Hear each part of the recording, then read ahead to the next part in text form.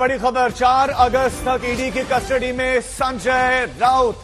तो 4 अगस्त तक की कस्टडी मिली है ईडी को। हालांकि 8 दिन की मांग की गई थी, लेकिन 4 अगस्त तक अब ईडी की कस्टडी में रहेंगे। और आरोप यह है कि 1 करोड़ 60 लाख, माफ कीजिएगा, 1 करोड़ 6 लाख ट्रांसफर किए गए।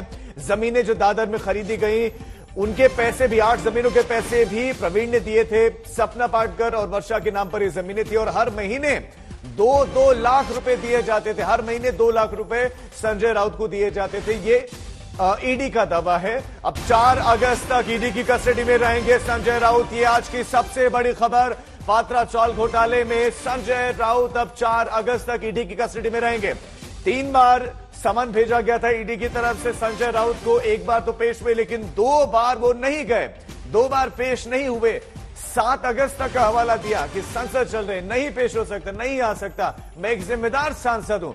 लेकिन उसके बाद ईडी की टीम घर पर पहुंच गई, तकरीबन 9 घंटे घर पर बिताने के बाद। लेकिन अब बड़ी खबर, दिव्येश हमारे साथ है। दिव्येश, 8 दिन की तो नहीं, लेकिन 4 अगस्त तक की रिमांड मिल गई है ईडी को।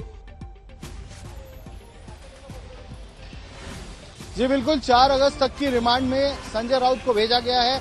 4 अगस्त तक ईडी की कस्टडी में रहेंगे। उसके बाद संजय राउत को फिर से कोर्ट में पेश किया जाएगा। हो सकता है ईडी फिर से उनकी रिमांड मांगे, फिर से उनकी कस्टडी मांगे, पर अभी उन्हें 4 दिन ईडी की कस्टडी में, ईडी के दफ्तर में रहना होगा, जहां पर रोज उनसे पूछताछ होगी, उनसे सवाल जवाब किए जाएंगे। जिस तरीके से भी वो पैसा ले रहे थे, ये पैसा क्यों ले रहे थे, प्रवीण राउत संजय राउत को पैसा क्यों दे रहे थे, सबसे अहम सवाल, प्रवीण राउत संजय राउत को क्यों पैसा दे रहे थे। प्रवीण राउत पत्राचाल केस के मुख्य आरोपी हैं। उन्होंने पत्राचाल की जो जमीन थी उसका एफएसआई 1034 करोड़ रुपए में 8 बिल्डर्स को बेच दिया। उसमें से उन्हें 100 करोड़ रुपए मिले, बाकी अन्य डायरेक्टर्स को मिले। और उस पैसे में से काफी पैसे उन्होंने संजय राउत और उनके परिवारजनों को दिए। उसका उन्होंने उनके लिए, संजय राउत के लिए 8 जमीनें खरीदी अलीबाग में। उन्होंने पैसा दिया ताकि संजय राउत और उनकी पत्नी दादर में फ्लैट खरीद सके। और इसके अलावा 2 लाख रुपए हर महीने दे रहे थे।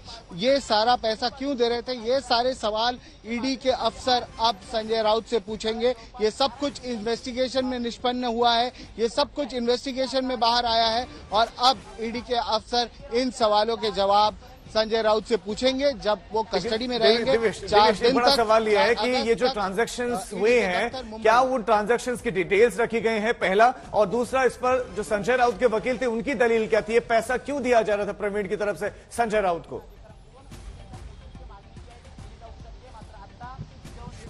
जी, मैं इन्हें 3 पॉइंट में बांटना चाहूंगा। पहला पॉइंट कि जो आपने पूछा सवाल कि ट्रांजैक्शन के डिटेल्स मिले हैं क्या। जी हाँ, ट्रांजैक्शन के डिटेल्स मिले हैं। जो भी ट्रांजैक्शन, जैसे 55 लाख रुपए का एक ट्रांसफर हुआ है माधुरी राउत से वर्षा राउत को, उसके बारे में डिटेल्स मिले हैं। उसके अलावा करीब 51 लाख रुपए का जो ट्रांसफर है उसको, वो भी, उसके बारे में भी डिटेल्स मिले हैं।